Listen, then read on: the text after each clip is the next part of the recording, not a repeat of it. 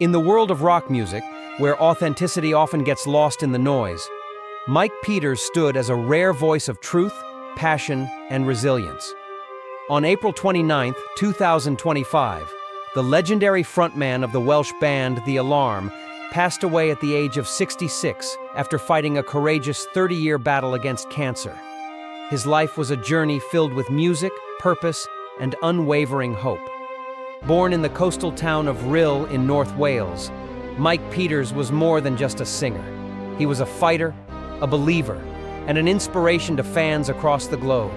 With hits like 68 Guns, Strength, and Rain in the Summertime, he and The Alarm left an undeniable mark on the 1980s rock scene. But his impact reached far beyond the charts. Often likened to U2, The Alarm shared more than just musical similarities. The two bands were close friends during their early rise, with The Alarm even supporting U2 on their 1983 war tour. While both groups wielded passionate vocals, Mike's voice often compared to Bono's, The Alarm carved out their own identity with a distinct acoustic-driven sound. When we started out, we tried playing our songs on electric guitar, but they just didn't sound right. They were written on acoustic, so we decided, why not perform them the way they were meant to be heard?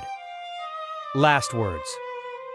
The simple message is to stay alive and appreciate every second you've got. Live right up to the last breath and stay positive about the world, your family, and the environment you live in.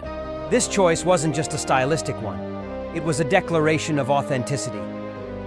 Mike's musical journey began long before his fame. He met his future bandmates in childhood and bonded over a shared dream. Everything changed on September 13, 1976.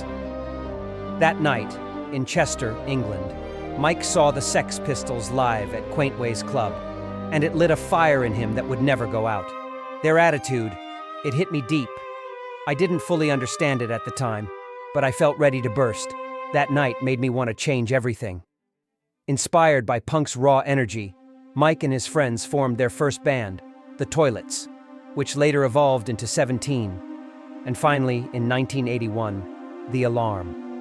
That same year, they released their debut single, Unsafe Building.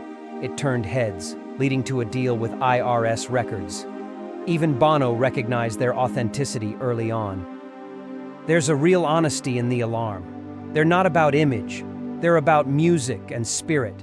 When you hear them, you know it's coming from something real. Touring the US on U2's war tour gave The Alarm a foothold in America. Their debut album Declaration gained traction, and they built a loyal fan base in both the UK and abroad. While mainstream success in the US remained just out of reach, they consistently delivered powerful music. Songs like Where Were You Hiding When the Storm Broke? And A New South Wales became anthems of the era. In 1988, something magical happened. Bob Dylan invited The Alarm to open for him during a series of US shows. On 2 unforgettable nights, Mike Peters joined Dylan on stage, duetting with him on Knockin' on Heaven's Door.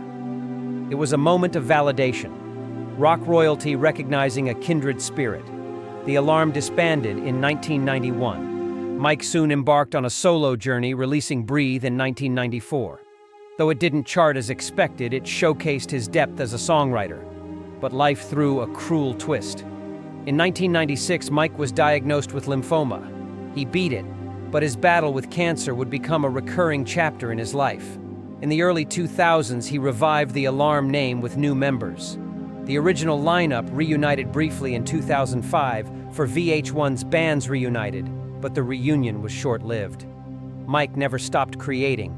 In 2011, he joined the Scottish band Big Country as their new frontman, filling the shoes of the late Stuart Adamson.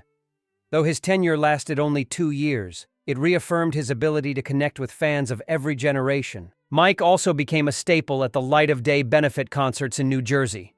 There, he shared the stage with icons like Bruce Springsteen, proof of his lasting relevance and generosity. 3 years before his passing, Mike shared news that leukemia had returned. Yet, in true Peters fashion, he remained hopeful. I'm still here, still singing, still writing.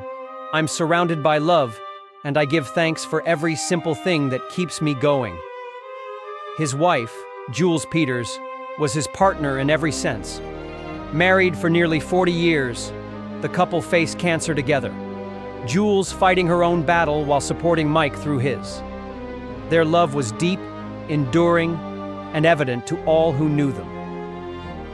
On the morning of April 29, 2025, Mike passed away peacefully at home, surrounded by those who loved him most. Michael's dying wishes were for us to be happy, to live our lives, and to keep moving forward. He told me, "I'll always be in the other room. My heart is broken, but I'm committed to living the best life possible in honor of my beloved Michael." Tributes flooded in, from fans, fellow musicians, and legends of the music world. The Stranglers said it best: "Mike was a passionate artist and a true gent, a fighter right to the end. Rest in peace, Mike." Before music, Mike worked in an IT department, but his dream, the spark ignited that night in 1976, carried him far. From the punk dives of Real to arenas alongside U2, Dylan, and Springsteen, Mike Peters lived a life that inspired millions. He didn't just sing about strength, he embodied it. Through every diagnosis, every challenge, he kept creating, kept believing, kept living. Stay alive. Appreciate every second. Live right up to the last breath and stay positive about the world, your family, and the life you live. If you were touched by Mike Peters' legacy, his music, or his incredible strength, please take a moment to like this video and subscribe to our channel. Let's keep his story alive. One share, one song, one memory at a time.